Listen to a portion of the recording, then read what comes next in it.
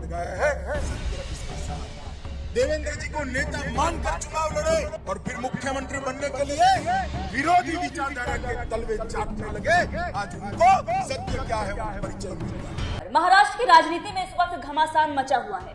शिवसेना का नाम और निशान दोनों एकनाथ शिंदे ने ले लिया है। अब भले ही शिवसेना एकनाथ शिंदे के पास गई हो, लेकिन जिस तरीके से बीजेपी के साथ गठबंधन की सरकार वो चला रहे हैं, सीधे तौर पर उद्धव ठाकरे और संजय राउत बीजेपी पर आरोप लगा रहे हैं। संजय राउत तो ये भी बता रहे हैं कि पूरा सौदा हुआ है, 2000 करोड़ का एक बड़ा सौदा किया गया है नाम और निशान को लेकर। लेकिन वहीं पर जिस तरीके से अमित शाह महाराष्ट्र के दौरे पर पहुंचते हैं और जिस तरीके से वो देवेंद्र फडणवीस और एकनाथ शिंदे के सामने एक बड़ा बयान दे देते हैं, उससे उद्धव ठाकरे और संजय राउत की नींद जो है वो हराम हो गई है। अब आप सभी जानते हैं कि किस तरीके से उद्धव ठाकरे और संजय राउत इस वक्त गम में डूबे हुए हैं। अब ऐसे में अगर एकनाथ शिंदे भी तगड़ा बयान देते हैं और ये बता दें कि जो आरोप वो लगा रहे हैं कहीं ना कहीं बीजेपी उनके साथ खड़ी हुई है, बीजेपी का भरपूर समर्थन है, और इसके साथ ही अमित शाह को लेकर अगर वो ऐसा ही दावा कर दे, फिर आप सोचिए कि कैसा हाल होगा संजय राउत और उद्धव ठाकरे का।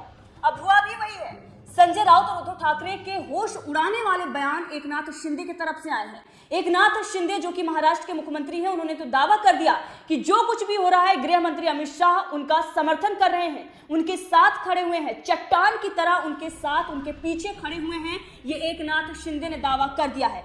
अब संजय राउत और उद्धव ठाकरे के जो होश हैं वो उड़ चुके हैं, क्योंकि पहले से वो प्रधानमंत्री नरेंद्र मोदी, गृह मंत्री अमित शाह पर आरोप तो लगा रहे थे, लेकिन सीधे तौर पर वो एकनाथ शिंदे को चोर कह के बुला रहे थे और इसके साथ ही ये कह रहे थे कि जो भी बागी नेता गए हैं उनसे हमारी लड़ाई है, हमारी लड़ाई जो है वो प्रधानमंत्री नरेंद्र मोदी से नहीं है। संजय राउत कई मौके पर प्रधानमंत्री नरेंद्र मोदी को ये कह चुके हैं कि वो पूरे देश के जो हैं वो प्रधानमंत्री हैं, हमारी लड़ाई उनसे नहीं है बल्कि उन लोगों से है जिन लोगों ने हमारे साथ विश्वासघात किया है। लेकिन अब गृह मंत्री अमित शाह ने जिस तरीके से भाषण देते हुए ये कह दिया कि विश्वासघात, जिन लोगों ने धोखा दिया है उन्हें कभी भी नहीं भूलना चाहिए। अब ये सीधे तौर पर तंज था उद्धव ठाकरे के लिए, लेकिन इसके साथ ही एकनाथ शिंदे ने यहीं पर गृह मंत्री अमित शाह को लेकर एक तगड़ा दावा कर दिया। दरअसल एकनाथ शिंदे ने बयान देते हुए कह दिया कि अमित शाह ने मुझसे कहा था कि शिंदे जी आप आगे बढ़े, हम आपके पीछे चट्टान की तरह खड़े रहेंगे, और उन्होंने वही किया जो उन्होंने कहा था। अब जिस तरीके से आपने देखा कि नाम और निशान शिवसेना का एकनाथ शिंदे को मिलता है, इससे पहले वो शिवसेना में रहते हुए बगावत करते हैं और पिछले साल जून में ही उद्धव ठाकरे की सरकार गिर जाती है और उसके बाद एकनाथ शिंदे की सरकार बनती है।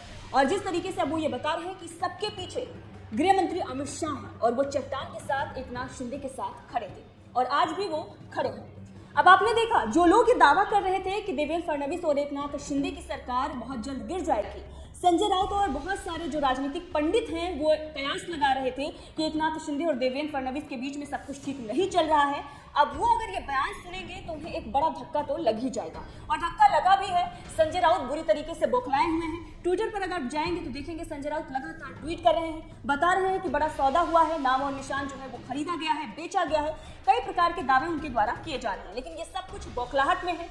अब इसी के साथ आपको बता दें कि केंद्रीय गृह मंत्री अमित शाह ने भी महाराष्ट्र की राजनीति पर तगड़ा बयान दिया। उन्होंने कहा है कि चुनाव आयोग ने कल दूध का दूध और पानी का पानी कर दिया, और उन्होंने ये भी कह दिया है कि महाराष्ट्र में सत्यमेव जयते का फॉर्मूला कल स्थापित हो गया। तो आपने देखा किस तरीके से गृह मंत्री अमित शाह ये बता रहे हैं कि सत्यमेव जयते यानी कि सत्य की जीत हुई है और दूध का दूध जो है और पानी का पानी जो चुनाव आयोग ने फैसला लिया है उससे हो गया है।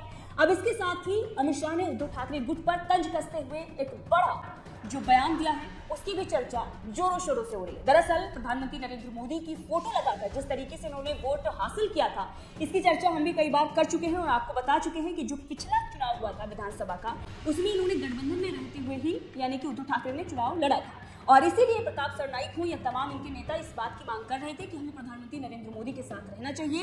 एनसीपी और कांग्रेस जो है वो हमें खत्म करना चाहती है, हमें उसके साथ सरकार नहीं बनानी चाहिए थी। लेकिन उद्धव ठाकरे ने उस वक्त उन लोगों की बातें नहीं सुनी, जिसके बाद परिणाम ये हुआ कि बगावत हुई और एकनाथ शिंदे मुख्यमंत्री बने और उद्धव ठाकरे की सरकार गिर गई।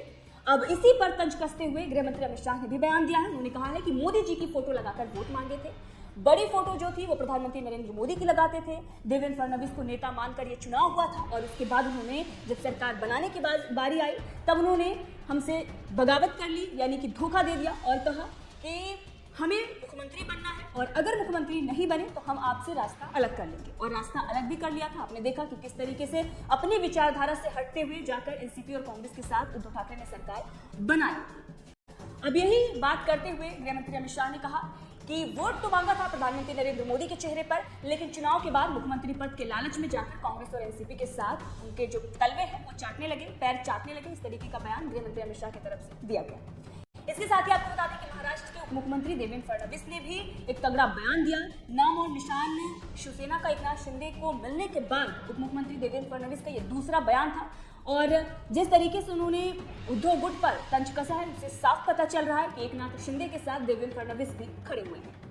महाराष्ट्र के उप मुख्यमंत्री देवेंद्र फडणवीस ने बयान देते हुए यह कहा कि महाराष्ट्र में डबल हार्स पावर वाली सरकार पीएम नरेंद्र मोदी के नेतृत्व में कड़ी मेहनत करेगी। राज्य में एनडीए सरकार के 2.5 साल बेकार थे, अब हमारे पास 2.5 साल बचे हैं और हमें काफी काम करना है। हमारी डबल हार्स पावर सरकार प्रधानमंत्री नरेंद्र मोदी के नेतृत्व में अपनी पूरी ताकत के साथ काम करेगी। के चश्मे से देखोगे तो मोदी जी समझ में आएंगे, कार्यकर्ता की भावना से देखोगे तो मोदी जी समझ में। मित्रों, आज मैं यहां आया हूं, कल ही एक बहुत बड़ा विजय हमारी युति को मिला है। शिंदे साहब की शिवसेना को असली शिवसेना और धनुष बाण दोनों मिल गए। एक बार ताली बजाकर इनका स्वागत करिए। और जो लोग झूठ के आधार पर हुंकार भरते थे, उन लोगों को आज मालूम पड़ गया है सत्य किसके साथ है। आज मालूम पड़ गया है। गत चुनाव में मैं पार्टी का अध्यक्ष था, चुनाव मिलकर लड़े, अपनी फोटो से बड़ी फोटो मोदी जी की लगाई, देवेंद्र जी को नेता मानकर चुनाव लड़े और फिर मुख्यमंत्री बनने के लिए विरोधी विचारधारा के तलवे चाटने लगे। आज उनको सत्य क्या है वो परिचय मिल गया। और भारतीय जनता पार्टी के कार्यकर्ताओं ने भी, पुणे के कार्यकर्ता, आसपास के 3 जिलों के कार्यकर्ताओं ने भी आज एक संकल्प कर जाना है, आगामी लोकसभा के चुनाव में महाराष्ट्र की सभी सीटें शिवसेना बीजेपी युति के खाते में आनी चाहिए। मित्रों, चुनाव में हार होता है, पराजय होता है, जीत होती है, विजय होता है, परंतु जो लोग धोखा देते हैं ना, उनको कभी बख्शना नहीं चाहिए, वरना धोखा करने वालों की हिम्मत बढ़ती है। कल मैंने शिंदे जी का भाषण सुना, प्रेस कॉन्फ्रेंस सुना। एक पत्रकार ने पूछा कि धनुष बाण आपको मिल गया? उन्होंने कहा ना, धनुष बाण एनसीपी कांग्रेस के यहां गिरो रखाए थे, मैं छुड़ा कर ले आया हूं। हमारी छोड़िए, इन्होंने बाला साहब की विचारधारा और शिव सैनिकों के साथ भी धोखा किया था। आज दूध का दूध, पानी का पानी हो।